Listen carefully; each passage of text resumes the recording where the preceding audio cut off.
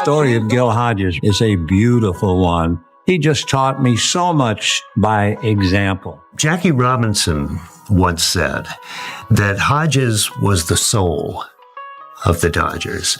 And from what I know, that's an understatement. Gil was the most important man in my career.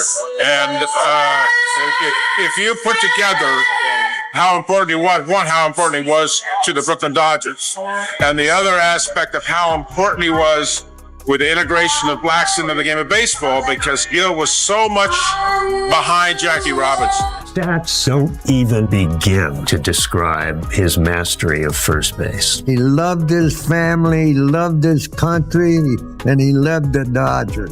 You treated everyone equal. That's exactly who and what he was. Bill made a prototype of a first baseman. Everybody you know would Bill or Gil Hodges.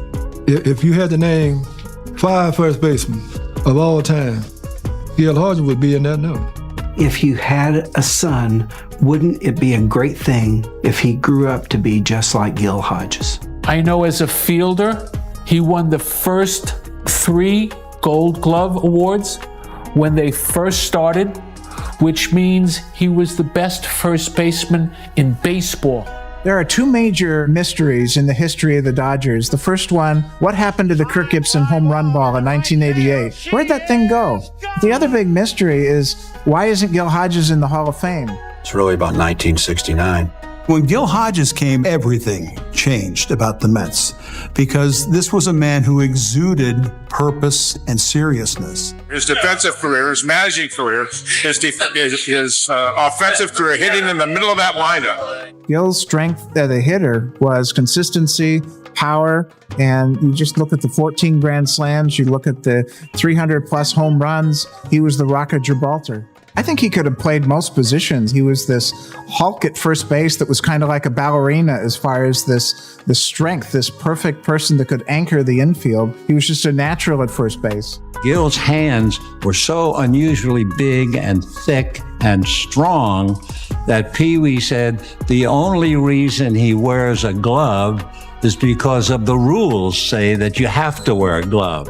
He believed in platooning, and of course we didn't like it. You know, every player wants to play every day. We all believed in Gil Hodges. I mean, that was the reason we all bought into that concept. And after a while it worked, and when things start working, you're going to continue to do so. He hit 370 home runs, and he hit in 4 figures for RBIs and runs scored. But there was something special about Gil. On the ball club, I heard players refer to him as a saint. The one thing that I think distinguished Hodges' hitting is the word clutch. He had one steadfast rule that I can remember, that was don't lie. There was no other sport other than baseball. And Hodges was my hero growing up. Gil Hodges drove in the only 2 runs that gave the Dodgers the World Series championship. I'll tell you how powerful Gil Hodges was. Our first team meeting, he told us that we were a lot better than we thought we were. Duke Snider once said, "Gil was a great player, but an even greater man." Yet this man waited 50 years after his death to enter the Hall of Fame. What made Gil Hodges so beloved that when he died, Jackie Robinson was found crying alone in his car? Why did Tom Seaver's voice crack with emotion whenever he spoke his name? Why could not Don Drysdale leave his apartment for 3 days? Today, we are uncovering the truth about baseball's gentle giant, the coal miner's son who became the heart and soul of the Brooklyn Dodgers. Drop a comment below about your favorite Dodger legend, and let us begin. Before the tears, before the tragedy, there was a player so dominant that even his enemies could not help but admire him. Willie Mays, the legendary Giants center fielder and fierce Dodgers rival, once made a stunning admission. After watching Hodges patrol first base game after game, Mays told reporters, "I cannot very well tell my players not to hit it to him. Wherever they hit it, he's there anyway." Think about that. The greatest all-around player of his generation admitted defeat against one position. Teammate Pee Wee Reese put it even more bluntly. "I do not know why he ever wears a first baseman's glove," Reese said. "He sure does not need one." Those hands were legendary. At 6 feet 1 inch and 200 pounds, Hodges was built like the coal miner his father was. His hands were so massive they could palm a baseball like an orange. He won the first 3 Gold Glove awards ever given to a first baseman. Throughout the 1950s, he led all first basemen in putouts, assists, and fielding percentage. Carl Erskine, who pitched to that glove for years, called him the best at first I ever saw. Great footing and range, good hands, made difficult plays look easy. But behind that defensive perfection was a humble beginning. A coal miner's son from Indiana who would become baseball royalty. Yet his greatest defensive play was never recorded in a scorebook. In 1947, Jackie Robinson broke baseball's color barrier. The hatred he faced was unimaginable. Pitchers threw at his head. Opponents spiked him on the bases. Fans screamed threats from the stands. But Robinson had a silent guardian at first base. Jackie himself said it best. Gil Hodges was the core of the Brooklyn Dodgers. Pitcher Carl Erskine revealed what most fans never saw. Hodges played a role that does not get in the scorebooks, but he was very instrumental on the infield. I always felt that was overlooked. His presence and the person that he was, his size, his strength, was all part of it. Here is what Erskine meant.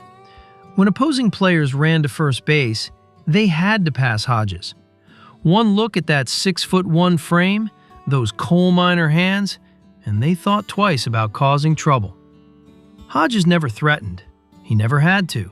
His presence alone protected Robinson. Rachel Robinson, Jackie's widow, understood this better than anyone. She wrote, "In his own quiet way, Gil was a mainstay of the team, a slugger, an outstanding fielder, a man of strong character. Jack counted on him." The beautiful irony? Erskine noted that despite his intimidating presence, I never heard Gil yell an obscenity or even a mild barb at an opponent. Here was the secret.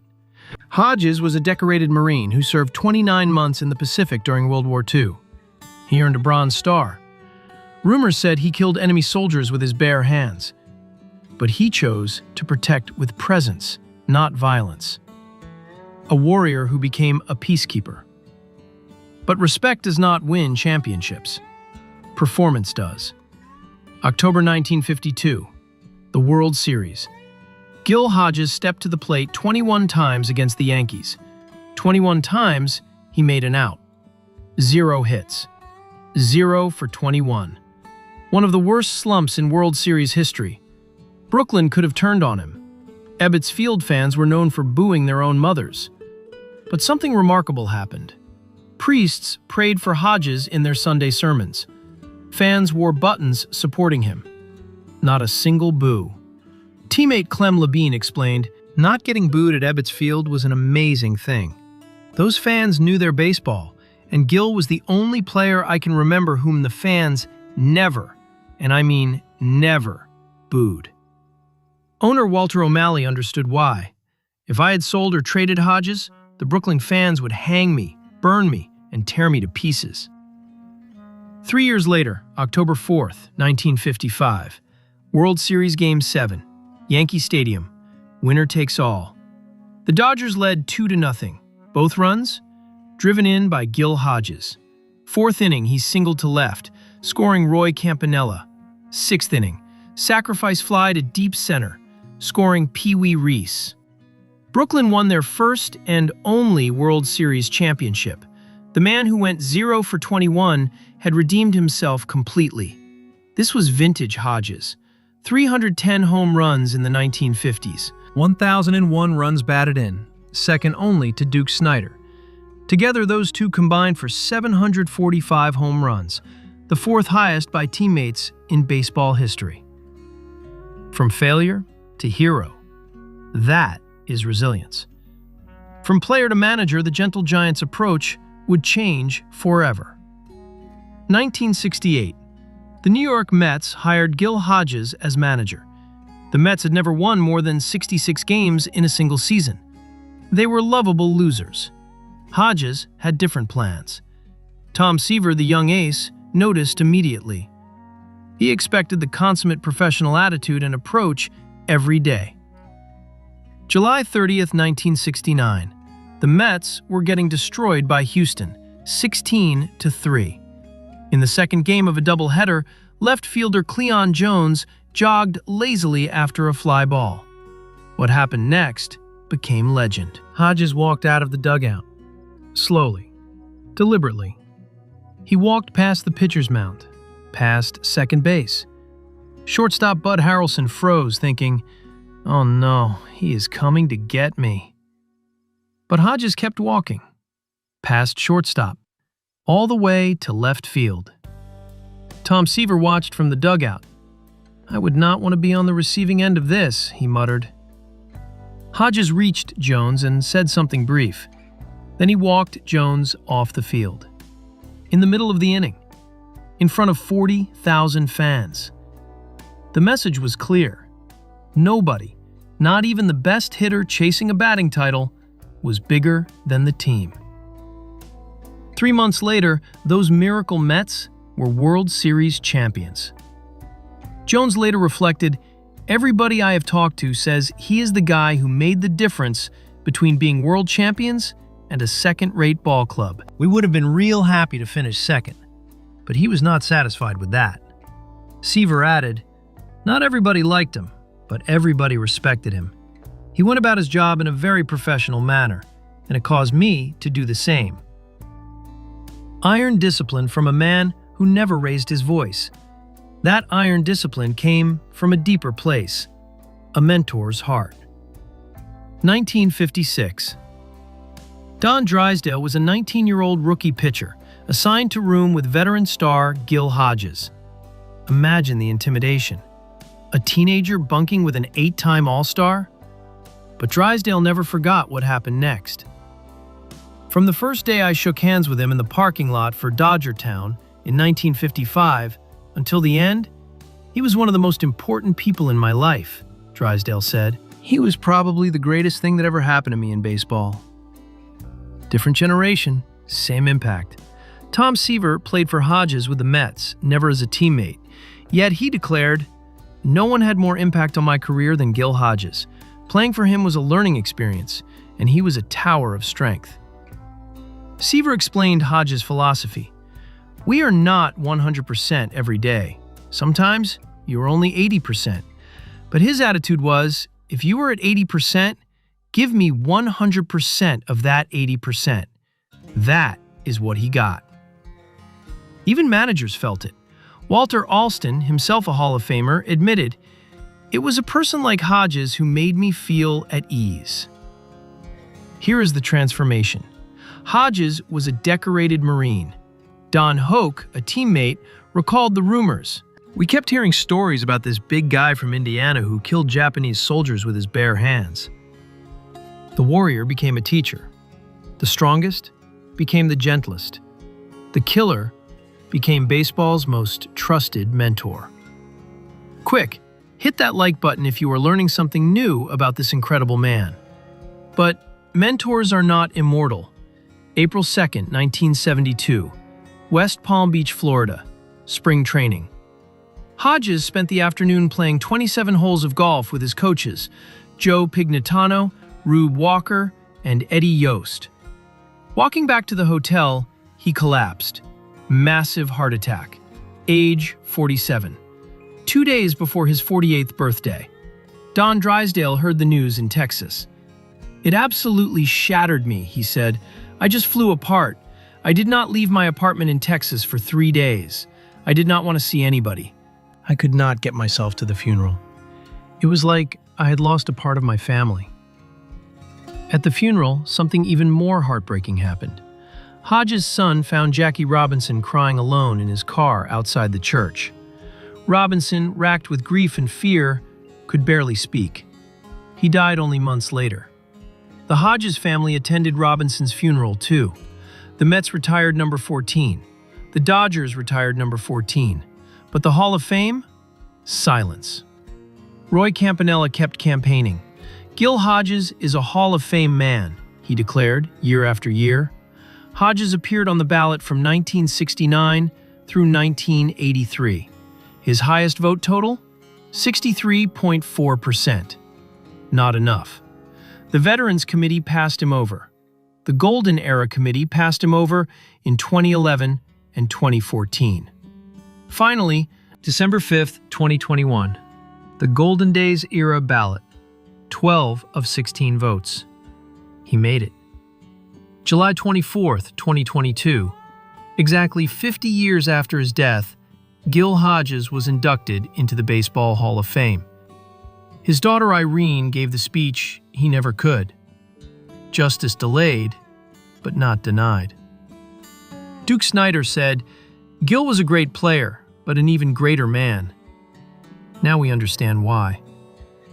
370 home runs, 8 All-Star selections, 2 World Series championships, the first 3 Gold Glove awards at first base. Yes, he was a great player, but the greater man? That is the real story. He protected Jackie Robinson without throwing a single punch. He mentored Don Drysdale and Tom Seaver across different generations. He never cursed opponents despite being a decorated war hero. Brooklyn fans never booed him, not even during his worst slump. It was not just the hands that did not need a glove. It was not just the clutch hits in Game 7. It was not just the iron discipline that created champions. It was the coal miner's son who became a Marine, the war hero who chose peace, the strongest man who was the gentlest leader, the star who made everyone around him better. They say you can measure a man by how people react when he is gone. When Gil Hodges died, Hall of Famers cried. Legends could not leave their apartments. And 50 years later, baseball finally admitted they got it wrong. Greatness is not just what you achieve. It is who you lift up along the way. If this story moved you, share it with someone who needs to hear about real leadership. Comment below with your baseball hero and why. And subscribe, because there are more untold legends waiting to be discovered.